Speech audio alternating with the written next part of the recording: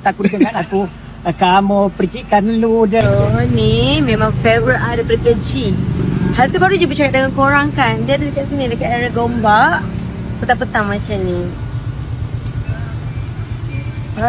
Sepun cannot. No, I drink in the car. Alamak. You drink kuya? Yes, I drink like that. Pada saya kecil tau, kecil lagi. Sekolahnya di mana dulu? Sekolah Lembah Jaya dulu kan? Dekat Lembah Jaya sana. Masya Allah. Ya, ya. I understand now. Oh. Dari bangku sekolah, dulu kamu takut dengan aku.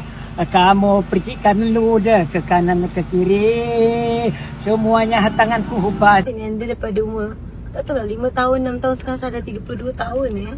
So, hari tu kita try buat sendiri kat rumah, tak sedap. Aku tak tahulah dia letak apa. Dulu sebab Sarah selalu makan benda ni 24 jam sampai mak Sarah cakap, jangan dia letak tak telinga dalam dia. Sebab mak aku tak nak aku beli kan. Saat time tu kan kita tak ada duit.